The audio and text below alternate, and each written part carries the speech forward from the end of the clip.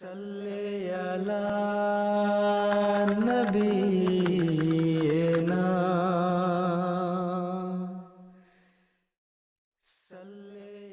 حضرت مرزا بشیر احمد صاحب ایم اے رضی اللہ عنہ بیان فرماتے ہیں، بیان کیا مجھ سے میاں عبداللہ صاحب سنوری نے کہ بشیر اول کی پیدائش کے وقت میں قادیان میں تھا۔ قریباً آدھی رات کے وقت حضرت مسیح موعود علیہ السلام مسجد میں تشریف لائے اور مجھ سے فرمایا، میاں عبداللہ، اس وقت ہمارے گھر میں درد ذہ کی بہت تکلیف ہے، آپ یہاں یاسین پڑھیں اور میں اندر جا کر پڑھتا ہوں، اور فرمایا کہ یاسین کا پڑھنا بیمار کی تکلیف کو کم کرتا ہے۔ چنانچہ نزع کی حالت میں بھی اسی لیے یاسین پڑھی جاتی ہے کہ مرنے والے کو تکلیف نہ ہو، اور یاسین کے ختم ہونے سے پہلے تکلیف دور ہو جاتی ہے۔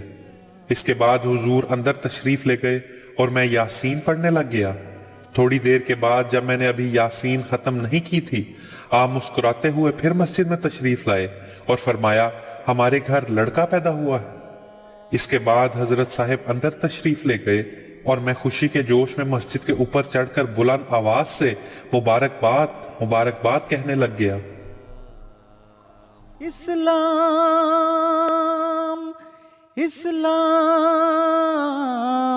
احمدیت